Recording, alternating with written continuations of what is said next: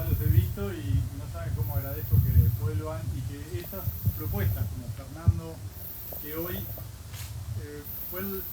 esta venida fue el resultado de una charla que tuve con Pepi Goncalves, que no está por acá, pero se da lugar en los intercambios de gente que a veces me hace el honor de soportar una charla de un ratito, y cuando ven las inquietudes que tengo me tiran nombre y me dicen: esta es la persona ideal para la pregunta que te estás haciendo.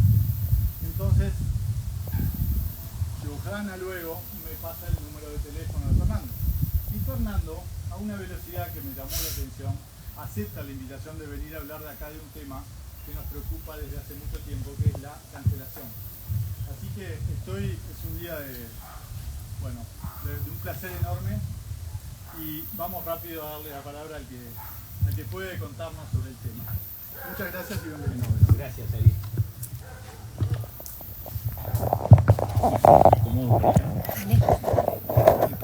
Sí.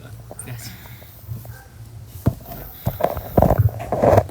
Bueno, buenas noches, ¿se escucha? Sí. Buenas noches a todos. Realmente un gusto estar aquí este día medio particular, porque es una efeméride, esos días marcados de a poco, gradualmente importados, como el 14, San Valentín. Y agradezco a la Fundación Manolo Lima y Ariel en persona, que tuvo la gentileza de invitarme. Y cuando conversamos sobre cuál podía ser un asunto que siempre me pregunto, ¿no? Como investigador, soy profesor en la Facultad de Información y Comunicación hace unos años, y toda la vida estuve dedicado a pensar en la comunicación y sobre todo su impacto en la vida cotidiana, ¿cierto? Que es la vida que tenemos más allá de cuál sea nuestra profesión, lo que fuese, todos tenemos que vivir.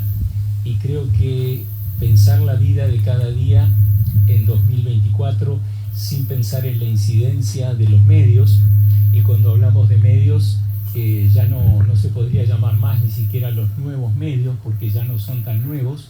Me refiero obviamente a Internet, que empieza como esa red de redes, ¿no? Es interesante la metáfora, la imagen esa de algo que conecta, que sostiene como una red, ¿no? Como cuando uno dice un acróbata que va sin red, es un riesgo altísimo. Y bueno, hoy parecería que hay más información que nunca, también más confusión que nunca, y existen palabras nuevas, a veces inútiles, pienso yo, como la palabra fake news.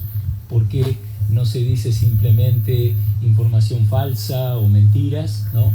Hay un viejo dicho, no sé si está haciendo eco. Perdón, porque hay gente que no escucha por los bordes y estamos tratando de subir. Disculpen, capaz que tendríamos que hacer alguna prueba. Si alejamos el parlante. Que se acerque el micrófono. Así, a ver. Así. Ok. Pensé que era demasiado. No, les decía que hay un viejo dicho que en toda guerra, algo que lamentablemente continúa en nuestros días, solo que cada vez recibimos testimonios, evidencias audiovisuales más inmediatas, más fuertes, dice que en toda guerra la primera víctima es la verdad, porque obviamente hay un precio muy alto por conocer qué es lo que realmente está ocurriendo, ¿no? Entre quienes se enfrentan en los conflictos, donde sea que ocurran y en cualquier momento. Pero lo que vine a conversar hoy un ratito, hasta que de la paciencia de ustedes, es algo cuyo nombre ya, cuando elegimos el nombre, parece lo que se llama normalmente una antítesis, un oxímoron, es decir, cuando uno dice dulce veneno, ¿vieron? Si es veneno, no puede ser dulce. Cultura de la cancelación, ¿no? ¿Por qué no simplemente cancelación? Porque cultura, hablando de metáforas, viene del latín, de la época de Cicerón, los latinos, de donde vienen tantas palabras como del griego, ¿no? que ya están totalmente asimiladas a nuestras vidas. Cólere, ¿no? Cultum era el cultivo, agricultura, ahí lo tienen, ¿no es cierto? Era el cultivar la tierra, ese es el origen. Casi todas las palabras van a ver, aún las más finas como catarsis, tienen un origen muy, diría, material, corporal, muy terreno, y luego se han ido abstrayendo.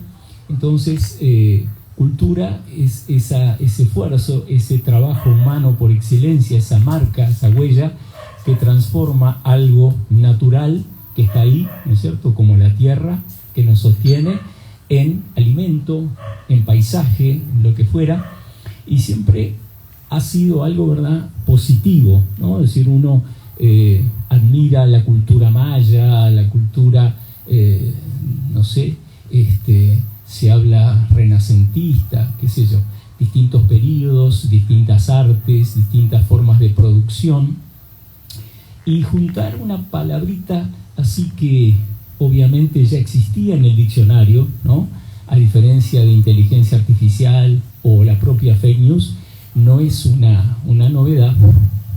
Cancelar una cita, ¿verdad?, cancelar algo como algo banal, es decir, dejarlo sin efecto, ¿sí?, hacer que algo que iba a ocurrir no ocurra, y eso no tiene nada de extraño, es práctico.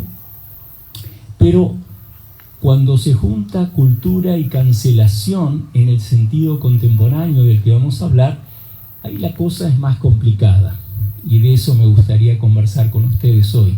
¿Qué impacto tiene en la vida? Yo les decía que pensar en la vida de cada día sin la incidencia, la presencia ubicua, constante, fortísima de la comunicación en todas sus maneras, desde lo que se llama la hipermediación en las teorías de la comunicación actuales, en el caso de WhatsApp, por ejemplo, ¿no?, que funciona a nivel tanto corporativo como doméstico, esos grupos, ¿no?, hasta obviamente los grandes monstruos, ¿no?, como YouTube o Facebook o Instagram o X antes Twitter.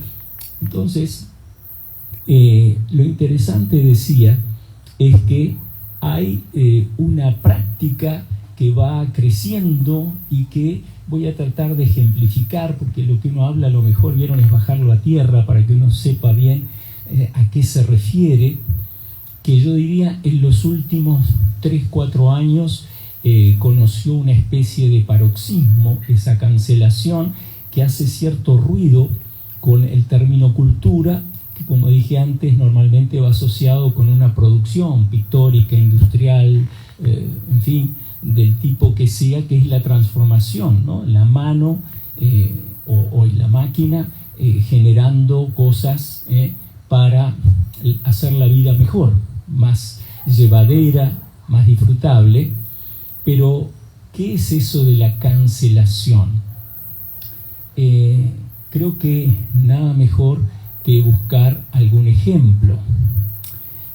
Hubo una mujer hace unos años, un caso muy sonado, creo que fue en 2017-18, que cuando esto se va gestando, ¿no?, que trabajaba en relaciones públicas. Ven que es un trabajo bien de esta época, relaciones públicas, tiene que ver con marketing, con publicidad, con dar a conocer, con generar eso que sería el capital más grande que tiene un país o una empresa, que es la marca, ¿no es cierto? Se habla de la marca país, ¿no? Cuando uno, no sé, hace años leía un libro, hace unos 20 años más o menos, decía Turquía, la gente asociaba con algo atrasado, violento, etc. Y en cambio decía Francia y pensaba en la baguette, ¿no?, en las fotos de Cartier-Bresson, así una bicicleta, una boina, la Torre Eiffel, obviamente, y donde quería ir de turismo se imponía. Entonces, esta persona norteamericana trabaja en una empresa de relaciones públicas y va desde, creo que Chicago, Nueva York, va a Sudáfrica a ver a sus padres, un viaje de turismo cerca de fin de año. Y entonces un viaje largo, y en un momento para en un aeropuerto, está haciendo tiempo en una de las muchas conexiones que tenía, y se le ocurre a través de Twitter hacer una broma, ¿sí? Algo muy común. Vieron que estuve sentado en una tesis doctoral de un investigador argentino joven, Damián Fraticelli, y y hacía una observación brillante. Cuando yo era joven había programas cómicos, ¿vieron? La televisión tenía programas humorísticos, el nuestro famoso, los de mi edad, de Telecataplum, etcétera, mucho brillo, y en Argentina lo mismo, en otros lugares, y fueron muriendo, no hay programas cómicos. ¿Y qué es lo que pasó? Que el humor es ubicuo hoy, está en todo. No sé si han visto los informativos, hasta el tipo que da el tiempo se disfraza, hace chistes, hay como momentos en cualquier género hoy serio, donde hay un pequeño paréntesis, una salida de humor, y no hay más programas de humor. Entonces las redes sociales se hacen eco a través de los memes, los emoticones, ¿verdad? Esas imágenes que sintetizan, que permiten una rapidez asombrosa. La fábrica de memes, que son esos carteles donde se transforma un significado en otro, como la ironía, la parodia, el sarcasmo, etc. Entonces esta señora no se le ocurre nada mejor. Alguien le había dicho, parece, está contando ¿no? que es algo muy común hoy en Instagram, etc. Ella lo hizo en Twitter, está contando que está cansada, que está viajando, y alguien le dice: tené cuidado con el SIDA. ¿Recuerdan? El síndrome, ¿no?, de inmunodeficiencia adquirida, que aparentemente había todavía cierto nivel de riesgo, y ella dice: no importa, no tengo miedo porque soy blanca, no tengo miedo porque soy blanca. Y sigue su viaje totalmente despreocupada. En una película me imagino el montaje, mientras ella viaja tranquila, relajada. En esa época todavía, ahora ya hay wifi en los aviones que se puede usar, en esa época no había. Ella va relajada con su celular infaltable, donde había mandado ese chiste, ¿no es cierto? Había un tráfico impresionante, está contado en un libro, a dónde va ese tweet, que lo recoge, se reenvían, eso que se reproduce muy fácil, lo manda a alguien que tenía miles y miles de seguidores en esas vueltas del azar, cae, lo retuitea tanto pasa.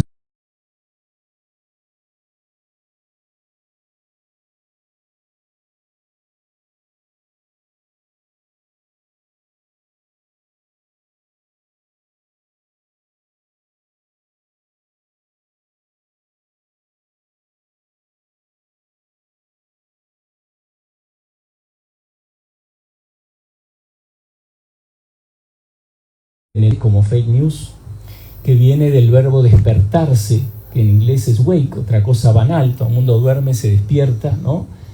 Y se escribe W-O-K-E, woke.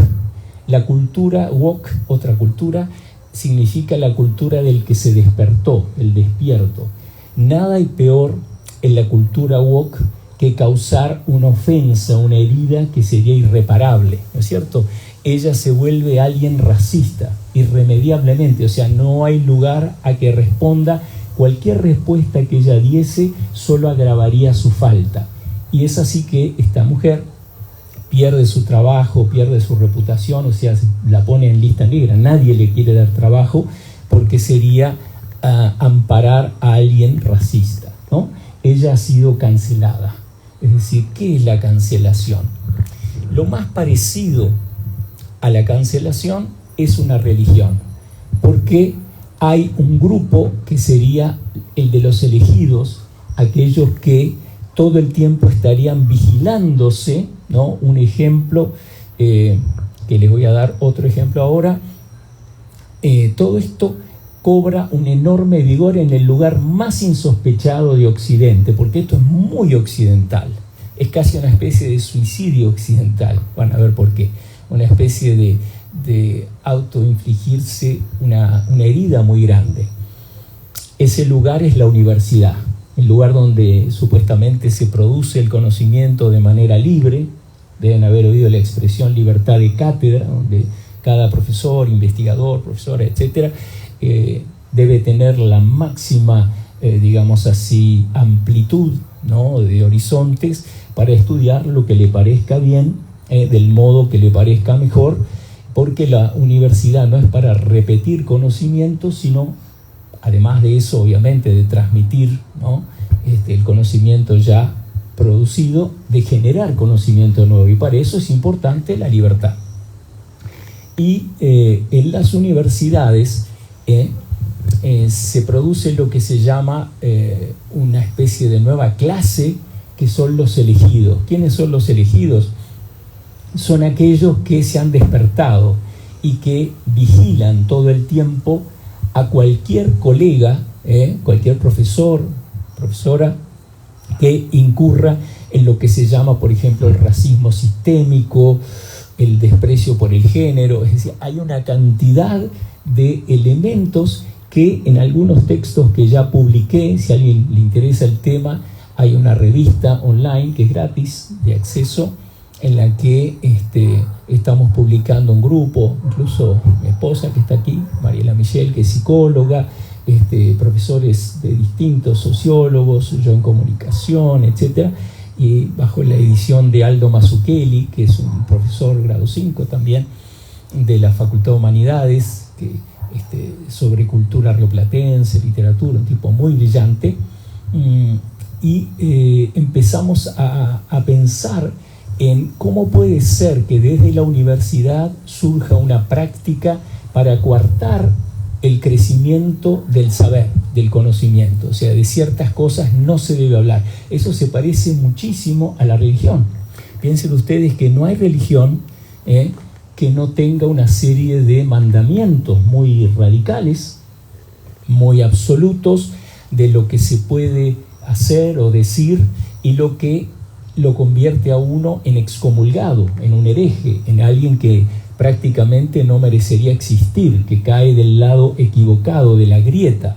En uno de los textos que fui publicando desde 2020, hablo de la agridulce grieta pandémica, por ejemplo, que de golpe dividió la sociedad en aquellos, digamos, adeptos a todo lo que bajaba de una triple alianza muy poderosa, como nunca yo la había visto.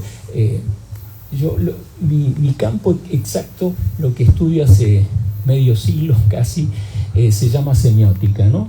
Y semiótica es el estudio de cómo se da la comunicación, toda comunicación, la circulación del sentido, ¿verdad? De signos, gestos como el que estoy haciendo con la izquierda, que si alguien tomara nota nadie diría, y movió de vuelta la mano izquierda y abrió los dedos, los cerró, porque lo que primero me impactó cuando fui a vivir a Alemania, una beca, es que fui a una charla muy interesante de un profesor en la universidad y no movió nada, apenas los labios, ¿no? Algo que para mí sería imposible, si me ataran las manos no podría hablar. Ahí uno ve distintas culturas, ¿no? Entonces les decía, algo que la semiótica, el fundador es un lógico norteamericano que vivió entre 1839 y 1914 en Nueva Inglaterra, se llama Charles Sanders Peirce, porque viene de una familia de nobles de los que llegaron con el Mayflower a Estados Unidos, justamente perseguidos por sus creencias religiosas, y que son los primeros colonos, y esta familia va a vivir en Boston, este hombre va a Harvard, y él decía una cosa realmente brillante, ¿no? Muchas cosas brillantes, además de crear la semiótica. Él decía, no hay investigación, y él usaba una palabra que no se usa más en inglés, una hermosa palabra para investigación. Hoy se usa una muy parecida al francés, que es research, que es recontrabuscar, como en francés recherche, no buscar y buscar la verdad. Él usaba otra palabra que es inquiry. Inquiry viene de preguntar, preguntarse algo. No hay investigación si uno se pregunta. Y Peirce decía, toda investigación verdadera en cualquier ciencia empieza, vean qué interesante, usa una expresión fisiológica, física, ¿no? Porque él creía en la continuidad del cuerpo, la mente, el mundo y los signos están en una continuidad. Por eso podemos entender el mundo, si no viviríamos totalmente divorciados del mundo, que es el problema de la cancelación, van a ver. Él decía, toda investigación empieza con la irritación de la duda, la irritación de la duda. ¿Vieron? Si yo empezase a sentir un movimiento acá atrás, un ruido, no podría dejar de en algún momento decir disculpen y ver qué está pasando, ¿no es cierto? El ser humano viene preparado biológicamente para percibir en el entorno aquello que es amigable, aquello que puede ignorar y aquello que es antagónico, que podría ser un peligro, ¿no? Entonces, toda investigación, decía, empieza con la genuina duda. ¿Qué está pasando? Y con un grupo de investigadores, ahí a comienzos del 2020, nos surge una duda muy grande. ¿Qué está pasando con todos los medios de información que crecieron desmesuradamente? O sea, si recuerdan, a partir de mediados de marzo del año 2020, siempre estudié los medios, particularmente los programas periodísticos, informativos, escribí varios libros sobre eso, campañas políticas, todas esas cosas serias, entre comillas, donde uno busca información, y vi que esa enorme expansión en tiempo, horas y horas cada día de informativos en la mañana, a la mitad de la mañana, temprano de tarde, de vuelta, de noche, más los programas periodísticos que reiteraban exactamente el mismo menú, había algo que brillaba por su ausencia, que no estaba allí y que era imposible que no estuviera allí, porque estábamos viviendo supuestamente, si no el fin del mundo, sí el fin del mundo conocido, tanto que se inventó un nuevo término, muy curioso también, que tampoco produjo ninguna perplejidad, y esas cosas eran las que me llevaron a empezar a escribir y a publicar cosas, que era la nueva normalidad. Como dije en un programa de televisión donde fui y nunca más fui, luego de que un periodista comentó, pero qué interesante este tipo, dice que habla esto de semiótica, lo vamos a invitar siempre. Fue como en las películas, ¿vieron? Salió como una especie de gancho así, me sacó de la pantalla para nunca volver. Porque la perplejidad era que en todas esas horas no hubo una sola discusión. Hubo lo que llamé en algunos textos un debaticidio. ¿Qué es un debaticidio? El fin del debate. Y sin discusión, sin el ida y vuelta, ¿no es cierto? No solo no hay ciencia, sino que no hay democracia genuina. ¿Para qué está el Parlamento? Para debatir, ¿no es cierto? Y así, en la ciencia, si uno va a un congreso, lo que menos va a haber es consenso. Hay divergencia, mayor, menor. Se publican los artículos que uno se olvida, que se llaman publicaciones para volver abierto a la comunidad científica algunas ideas, resultados para que se discutan. Pero nada de eso ocurrió en esas infinitas horas en las que un casting muy selecto de, como decía un amigo nuestro de la revista, Aldo Mazzucchelli, políticos de túnica blanca, iban, hablo obviamente de los científicos que eran siempre los mismos, con siempre el mismo mensaje de terror, de pánico. Ahora va a salir un libro mío que recopila esas cosas y se llama Pasajeros del Miedo, es el título de una novela, pero es un poco lo que se siembra a través de esos medios, junto con la política y la ciencia, una ciencia que no dudaría en llamar oficial. Se da una única versión de algo muy complejo que nunca había pasado, llámese pandemia o como propuso un científico sindemia, porque afectaba todos los órdenes de la vida. Lo que más hubiera necesitado era discusiones, sobre todo en las medidas, qué medidas tomar, qué hacer. Nada de eso ocurrió. Se produjo lo que en la revista llamamos la ortodoxia COVID, ¿no? Ahí ven el tema religioso, ya en la ortodoxia uno no puede ir, ¿verdad? En la religión católica ir y decirle a una autoridad eclesiástica, ¿sabe que está buena esta religión? Pero eso de la Trinidad no me va. ¿No les parece mejor hacerlo cuaternario, binario? Digo, se tiene que ir, tiene que fundar otra religión, irse a otro lado, porque eso es el dogma, ¿no es cierto? Eso es lo que está ahí y es creer o reventar o salirse. Y se produjo algo muy parecido, donde no hubo la menor discusión, y yo decía en serio, esa única aparición casi por error mía en un programa fue inmediatamente suprimida. Disculpen que sea autorreferencial, pero como decía Montaigne, de lo que más conozco es de mí mismo, pero como hago una reflexión y escribo, también lo baso en cosas objetivas, reales, de mirar horas y horas esa televisión, esos diversos canales, etcétera, y salvo en lugares completamente marginales, remotos de internet, o sea, no en YouTube, donde había una cancelación inmediata, como en Facebook, de todo lo que atentase contra ese discurso monolítico, muy grande, de que la realidad era esa. Y como llegué a decir en ese programa, en esos minutitos antes de desaparecer para siempre, no había nada más ilusorio que hablar de una nueva normalidad, porque la normalidad no puede ser ni nueva ni vieja. La normalidad, como lo dije en ese ámbito, que era el canal de TV Ciudad, un programa ya extinto, creo, no sé, capaz que todavía hay, se llamaba La Letra Chica. La normalidad es como vieron alguien en las calles de Montevideo caminando con un termo y no bajo el brazo. Ninguno de nosotros iría a la casa y diría, ¿sabes lo que vi hoy? Un hombre o una mujer iba caminando con un termo y un mate. Decir eso es la marca de no ser uruguayo, porque esa visión es casi de lo invisible, digamos, es tan banal, ¿no?, como lo era la presencia de mates y termos en mis clases en la facultad hasta la pandemia, ¿no? Entonces es algo no mencionable, no es nada. La normalidad es eso, es como una secreción de lo predecible, de lo obvio, de lo que nadie tiene que esforzarse para hacer ni para entender. Es simplemente lo que va pasando silenciosamente, ¿no?, junto, como la banda sonora de la vida, algo así.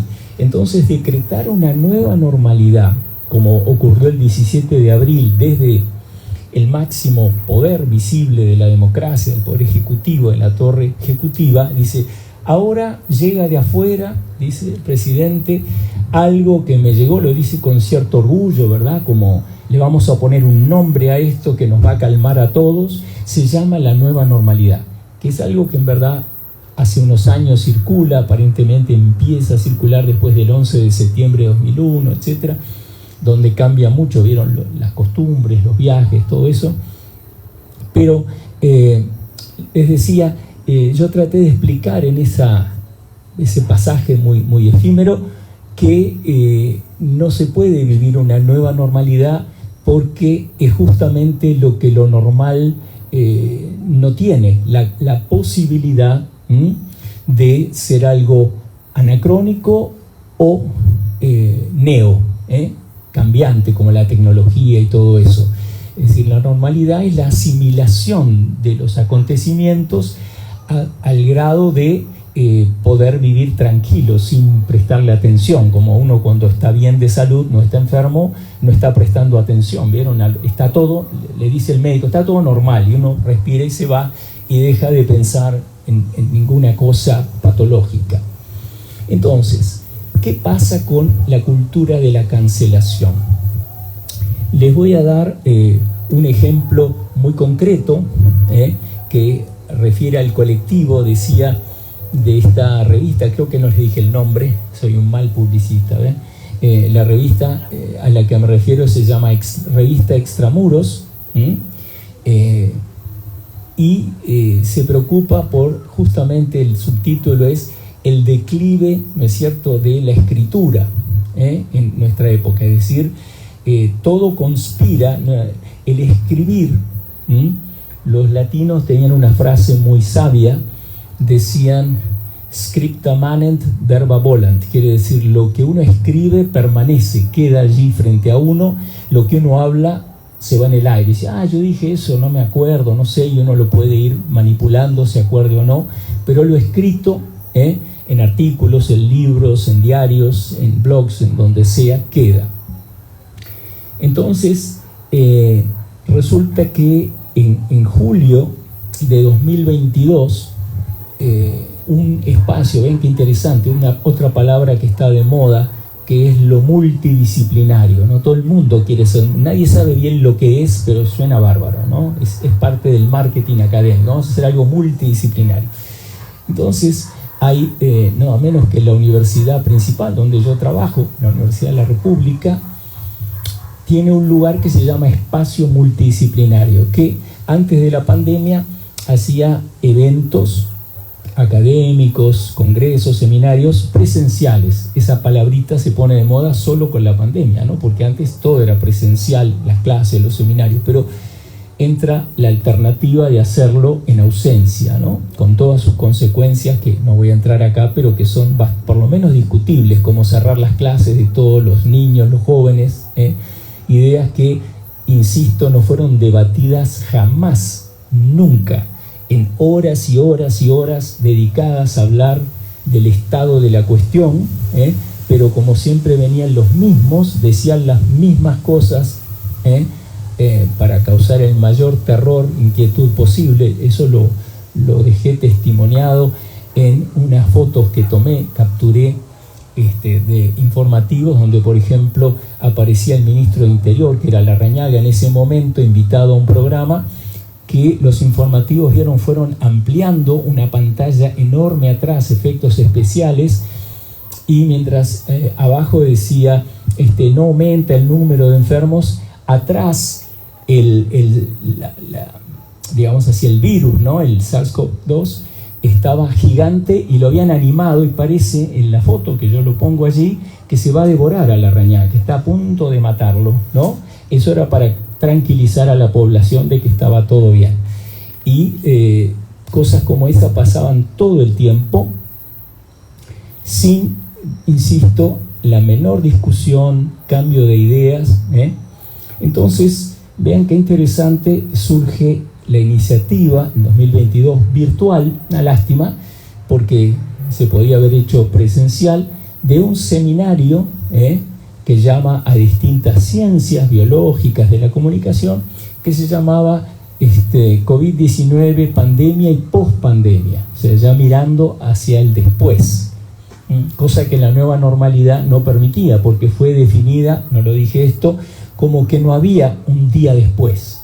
O sea, piensen ustedes en la dictadura que vivió Uruguay, ¿no? Del 73 al 85, con todo lo horrible que tuvo, siempre había esa salida de ese largo túnel, o sea, había un después, ¿no? Que volvería a la democracia. Hace poco se festejó los 50 años, 50, sí, 40 años, perdón, del Río de Libertad. ¿Se acuerdan cuando 400.000 personas más o menos se reúnen en torno al obelisco un 27 de noviembre del 83 para exigir, clamar por el retorno? Pero la nueva normalidad decía que no iba a haber un después, que este era el mundo definitivo, un mundo de máscaras, de protocolos, de virtualizar la vida, terminar con la educación como la conocíamos, no hay un después. Entonces, resulta que hay uno de los ejes o secciones de este congreso, repito, auspiciado por la mayor universidad que hay en Uruguay, la más grande, la UDELAR, se llamaba Eje 4/Comunicación. Y había que presentar una propuesta, luego iba a ser evaluada, como se hace con los artículos, qué sé yo, si se podía hacer o no, y hay como 3 o 4 paneles, digamos, distintas secciones dentro de ese eje, y nosotros proponemos uno que era discurso crítico sobre la ciencia en pandemia, ¿no? Y finalmente fue aprobado, ¿sí? Pudo ser. Entonces, varios de nosotros, 2 de los que estamos aquí, éramos 5 creo, 4 teníamos doctorado, que se supone es el grado más alto que uno tiene en la jerarquía universitaria, o sea, se doctora, después también ahora está de moda postdoctorarse, pero en los hechos, si uno publica bastante y va a congresos, qué sé yo, es como si estuviera, ¿no?, siguiendo, avanzando en ese camino de conocimiento, de producir conocimiento. Bueno, éramos 4 y 1 era licenciado, pero con un cargo muy alto en una dirección de estudio del medio ambiente, ¿verdad? Alguien con mucha experiencia, muy conocedor, como se llama, expertise, muy experto en eso. O sea, gente que no era improvisada, gente que había estudiado distintas cosas y y cada uno iba a abordar qué cosas le parecían críticas de lo que había sido hecho de distintos ángulos en pandemia. Y quien organizó eso, vean qué interesante esto, quien tuvo la iniciativa, que no sé si anda por acá, me dijo capaz que venía, es un doctor en biología, justamente había hecho su investigación, su tesis doctoral sobre el famoso PCR. ¿Se acuerdan? Parece una cosa de pasado remoto, pero está ahí nomás. Ese test que se aplicaba, muy discutido, que jamás se discutió, por supuesto, en ninguna de estas cientos de horas dedicadas a decir lo mismo en los medios uruguayos. Supongo que en los otros debe haber sido exactamente igual, no veo por qué no, porque ahí sigue toda una lógica de un monólogo, de no dejar que entre nada que no coincida con esa versión, esa ortodoxia, como en cualquier religión. Entonces, esta persona, fíjese, un biólogo molecular que sabía un montón, allá está. ¿Cómo anda, Claudio? Dice, vamos a hacer ese panel, y sí, por supuesto, vamos, es la forma de socializar, compartir, ¿no? El fenómeno.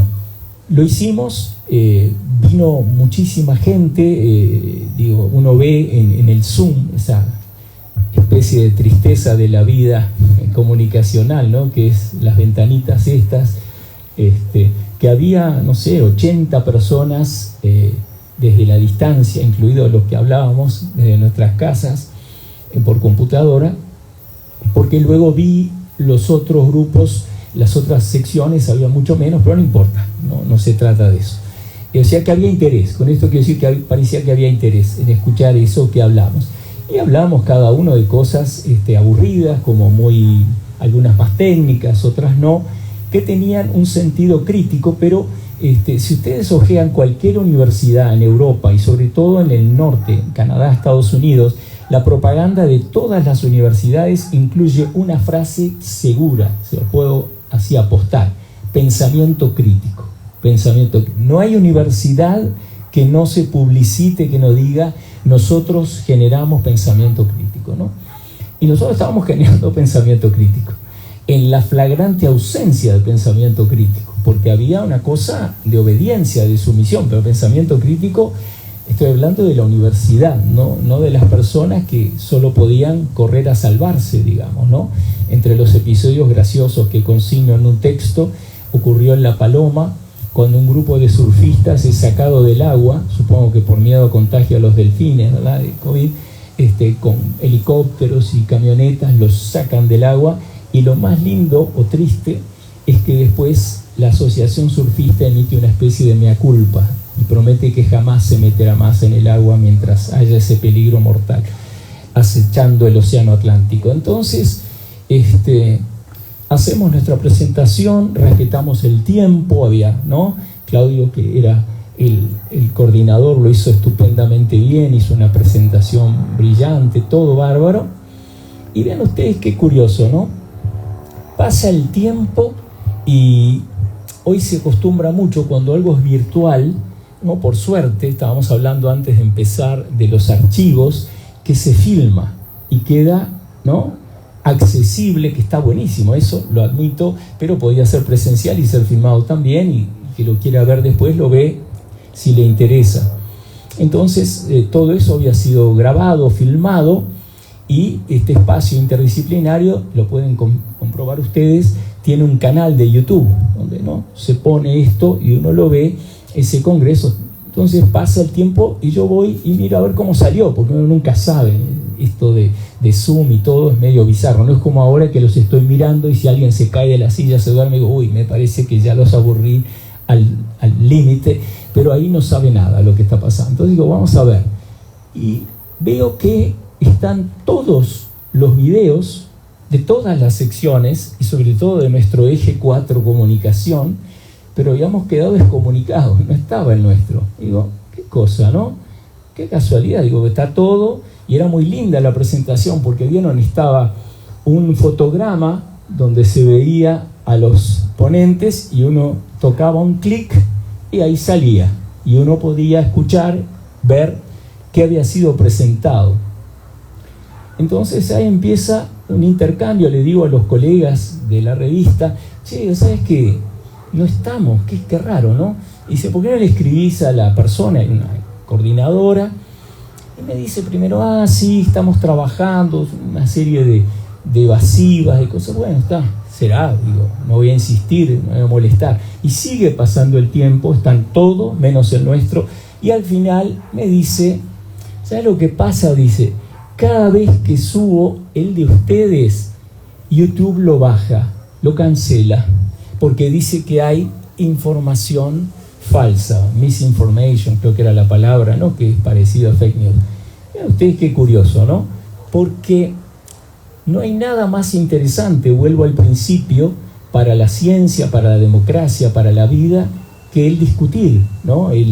Digamos, la negación de eso es la guerra, cuando se acaba la discusión, ¿no? Cuando llega el ultimar al otro, o sea, no trato de convencerlo de nada, lo liquido, ¿no? Entonces, me dice que cada vez que lo pone, lo baja, entonces no lo habían puesto, chao. Qué bien, le digo, bueno, ¿y qué van a hacer al respecto? ¿No? Y no sé, estamos pensando, bueno, la dejo ahí y le comunico a los demás compañeros de la revista, digo, mirá, no lo suben por esto. Y al final, miren la solución, qué interesante que encuentran. La solución es lo más interesante de todo. Lo más, como decimos en semiótica, lo que hacen los signos, vieron, es revelar algo, mostrarnos algo que el signo mismo no tiene, pero nos abre hacia algo, ¿no? Como un abrazo, qué sé yo, nos abre a que la otra persona nos quiere, que nos dice mucho, más que 1000 palabras. Entonces, dice, ¿sabes lo que vamos a hacer? Dice, lo vamos a mandar a otro lugar y vamos a poner una línea que los que quieran ver eso tienen que clicar e ir a otro espacio. O sea, como escribí en un artículo, no sé si alguien era fan, yo de adolescente me gustaba las revistas de Superman, tenía un lugar, la historieta se llamaba La Zona Fantasma, donde mandaban a los recontravillanos. Los archivillanos no estaban ni acá ni allá, estaban en la zona fantasma, ¿no? Una zona incomunicada.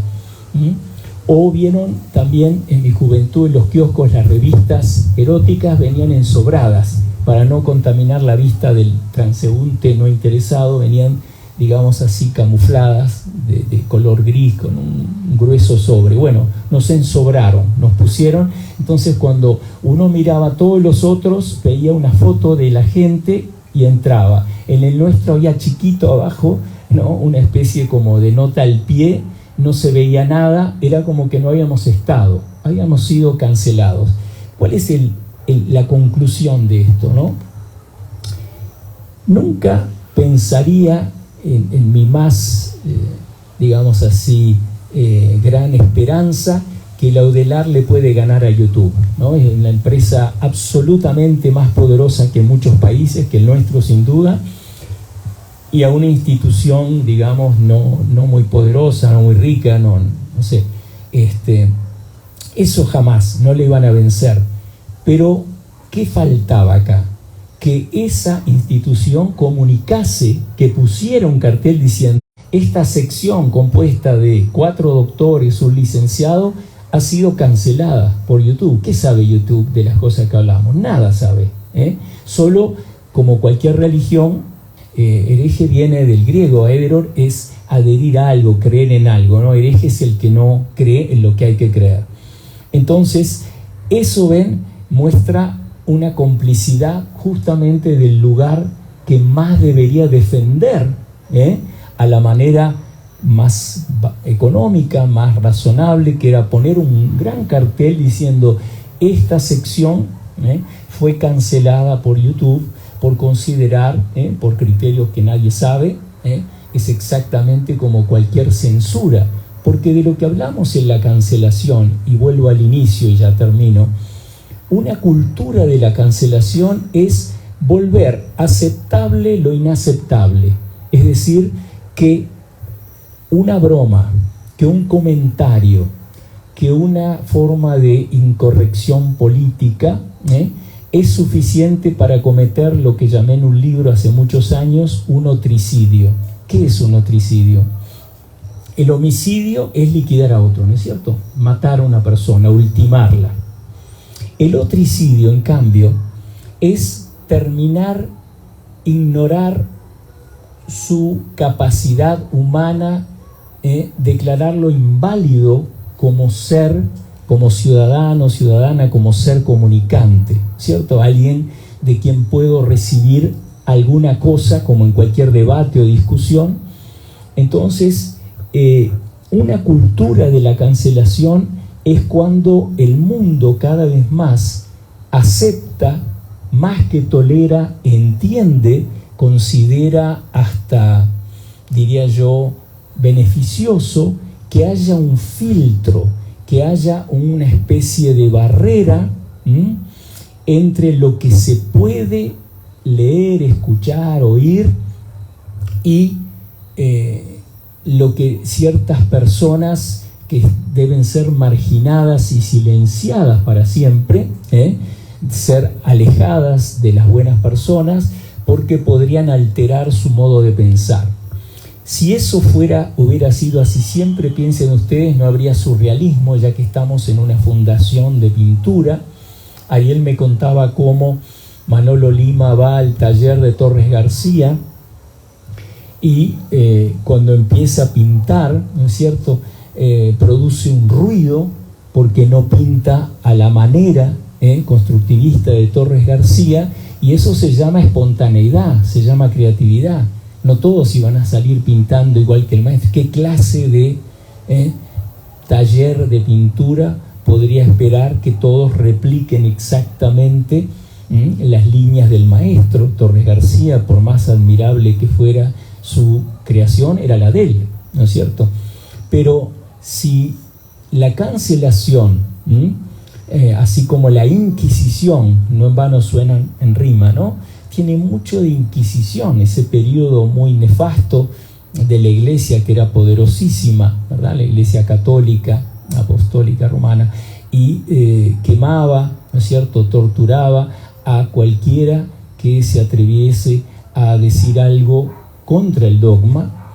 La cancelación es mucho más temible porque ocurre, bueno, piensen ustedes que la universidad nace con la Iglesia, es decir, la universidad históricamente empieza, los que eran los más doctos eran, ¿no?, los monjes, le enseñaban a los príncipes a leer, a escribir. Bueno, hoy, después del iluminismo, que se separa de la Iglesia, se separa del dogma, de la superstición y se abre a la razón, estamos viviendo una especie de involución, que es bastante preocupante. Acá tengo la noticia recién de que una de las mejores universidades que conocí cuando vivía en Canadá, incluso di una charla allí, la Universidad de Concordia en Montreal, es una de las universidades anglófonas. Quebec es la provincia, la Belle-Provence le llaman la provincia francófona, pero hay universidades como McGill que hablan inglés, Concordia en inglés, y después la de Montreal mismo, etcétera, y la de Quebec que hablan solo francés. Bueno, la de Concordia, que es muy buena en lo que se llama las ciencias de la tecnología, acaba de firmar un programa para descolonizar las ciencias duras, digamos, la ingeniería, todo eso, las acusa de promover la visión del hombre blanco y tienen que volver a lo que era la visión de las 6 naciones aborígenes. Y nombraron a una persona, una mujer, para que dirija ese programa y descolonice esas ciencias, ¿no es cierto? Y leí una nota muy, muy linda que decía lo siguiente, que me parece que es una lección a retener, ¿no? Decía, está muy bien el programa que ellos le llaman DEI, que significa en inglés diversidad, igualdad, equity e inclusividad, ¿no?, la inclusión.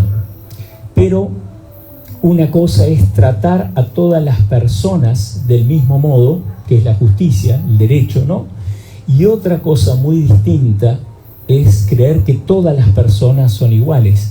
Y lo que decía eso es, lo que están defendiendo como un principio aborigen de las primeras naciones, como le llaman ellos, en realidad no viene de ahí, y los propios de las 6 naciones aborígenes que estaban en la Confederación no creían eso, porque esas 6 naciones se creían muy diferentes a las otras, estaban en guerra. Lo mismo, es una idea profundamente occidental, europea, de la modernidad, que es a través de la razón, de la razonabilidad, que vamos a llegar a entender mejor al otro, a la humanidad. Y lo que está logrando esta cancelación, esta vigilancia, esta forma de...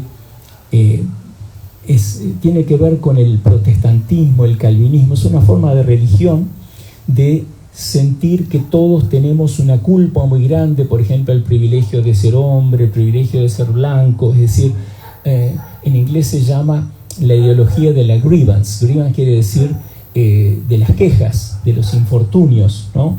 He leído cosas magníficas. Empieza a haber una reacción de un profesor que es negro en Estados Unidos, un lingüista, Jim McWhorter, que dice: no hay nada más contrario al avance de una minoría como los negros en Estados Unidos que este pensamiento woke, porque los declara víctimas para siempre. O sea, vuelve lo que es un aspecto de su identidad en toda su identidad. No habría más nada que eso.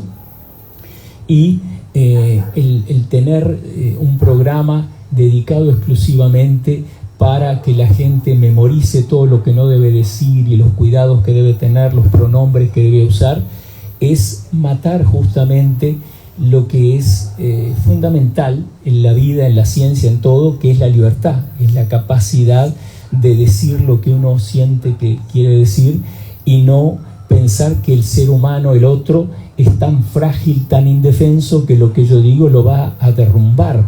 Uno justamente estudia, va a la universidad para escuchar las cosas más diferentes, con las que está de acuerdo, con las que no, y aprender a argumentar, es decir, a debatir, a discutir. ¿Y qué pasa cuando eso sucumbe por el miedo al daño irreparable, ¿no? En el caso, para terminar con el ejemplo de la pandemia, yo creo que le hizo un mal terrible a la sociedad el no haber escuchado, y pueden revisar los archivos, porque hoy por suerte las cosas quedan en internet. No hay una sola discusión entre dos científicos que opinen distinto, y para que vean que no es algo uruguayo, para no cargar las tintas, hablo de eso porque es lo que estudié, pero hace muy poquito vi en YouTube una entrevista maravillosa de un canadiense iraní, se llama Gad Saad, S-A-A-D, se las recomiendo, es fantástica, a un especialista en política sanitaria de la Universidad de Stanford. Es de las mejores universidades, está en California, muy prestigiosa, y este tipo va explicando con una sobriedad, una modestia increíble, cómo él, cuando empezó la pandemia, el tipo le pregunta: ¿por qué trajiste toda esta especie de recibió hasta amenazas de muerte? Van a ver por qué. Este médico, que es de origen indio, de la India, Jay Barachat se llama, J-A-Y, y fue amenazado de muerte, lo persiguieron los colegas. ¿Y por qué? Porque dice, cuando empezó, le pregunta: ¿por qué te metiste en esto? Dice: me di cuenta que era para lo que había estudiado e investigado toda la vida, política sanitaria, health policy. Pide lo que se llama el permiso para trabajar con población humana, cuando uno va a hacerle cosas a las personas, inyectarle, sacarle plasma, pasa una comisión. Yo sé porque la pasé en Canadá, y eran cosas que yo no le hacía nada, solo hablaba con las personas que entrevisté, pero si es algo médico es impresionante. El comité que da la autorización fue autorizado, y lo que averiguó fue importantísimo para entender la pandemia en ese momento. ¿Y qué le hacen? Una vez que está autorizado, nombran otro comité para volver a evaluar, a ver si lo autorizan. Pero un detalle: en ese comité entran unos médicos que estaban tratando de sacar un kit para analizar lo mismo que él, pero venderlo con fines comerciales.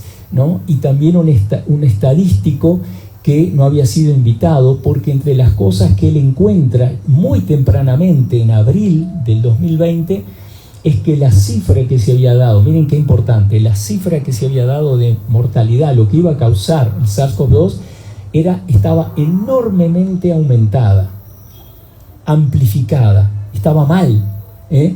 Él demostró matemáticamente, con estadísticos y todo, en un pequeño equipo, y lo más interesante es que él cuenta que consiguió una donación de $100.000 para el kit que usó, qué sé yo, para el tema del plasma y no sé qué, y que en el segundo equipo ese que le pusieron a Prepo en la Universidad de Stanford, los médicos que estaban en esto consiguieron de Mark Zuckerberg, el de Facebook, $13 millones, 13 millones para, ¿no?, de financiación, de una especie de, digamos así, de beca, ¿no?, que les dieron para producir algo que al final no produjeron, ¿sí?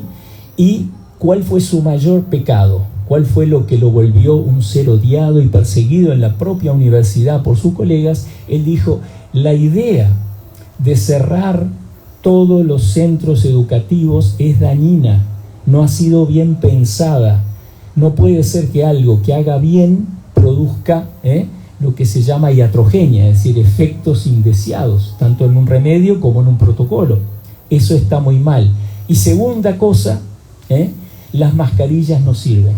Está demostrado analíticamente, científicamente, que no sirven, al revés, pueden tener efectos nefastos.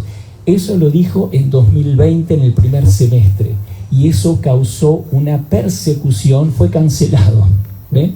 Es decir, porque frente a él había un enorme movimiento económico, político, científico, lucrativo, que no le interesaba escuchar nada de eso. Hoy acabo de recibir, hace 2 días, una publicación de Nature Review, esas cosas súper máximas, prestigiosas, donde investigadores que trabajaban en Moderna, ¿se acuerdan de Moderna? Pfizer, Moderna, ¿no? Sacan un artículo ahora, 2024, lo pueden buscar en internet, donde hablan de la toxicidad que ellos entendieron que estas nuevas plataformas de vacunas tenían. Los propios investigadores de Moderna lo sacan en Medicine Review, o sea, una revista prestigiosa. ¿Por qué no escuchamos nada de eso en ningún lugar? Yo no estoy diciendo que lo que yo digo es la verdad, pero digo sí, y quiero terminar acá, que a la verdad solo se llega, lo dice Peirce, me gustaría terminar con una frase de él. Él dice, debería haber un solo principio en todo lugar, en toda ciudadela dedicada a la ciencia. Dice en inglés, do not block the road of inquiry. No hay que obstaculizar el camino de la investigación. No hay que obstaculizar el camino. Ese es el principio uno y último. Todo lo que lo obstaculice es una regresión. Es ir en contra de la razón, en contra de la ciencia, cualquiera sea la ciencia, y no hay pretexto, no hay excusa que justifique el secreto, la prohibición. En una palabra, la cancelación es una forma, casi diría yo, suicida de nuestra civilización occidental, que de avanzar más nos va a dejar cada vez más oscuras. No en vano se llamó iluminismo, Enlightenment en inglés, Erklärung en alemán, aquello que trae la luz de la razón, que permite entender más, siempre de modo falible, siempre nos podemos equivocar, pero la cancelación lo que hace es volver el error inevitable, porque cancelo el pensamiento diferente. Como la ciencia, la educación, cualquier forma de producir saber puede darse el lujo de ignorar aquel que está en contra, aquel que presenta argumentos. O sea, no estamos hablando de fanáticos ni de conflicto bélico, sino de un debate de ideas.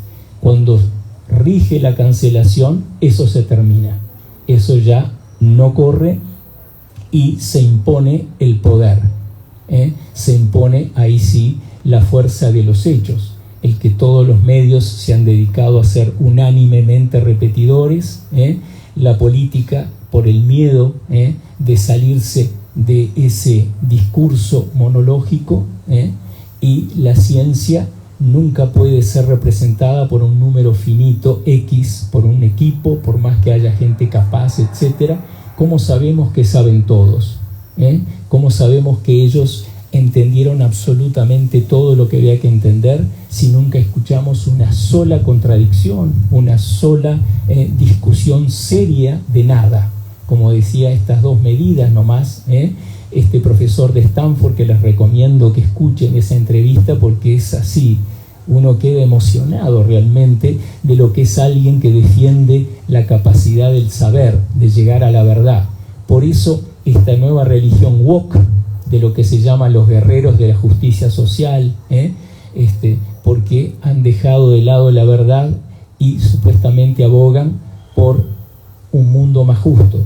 Pero un mundo más justo nunca puede ser uno donde hay otricidio, donde el otro es callado, negado, ignorado. ¿Qué clase de mundo feliz sería ese? Gracias.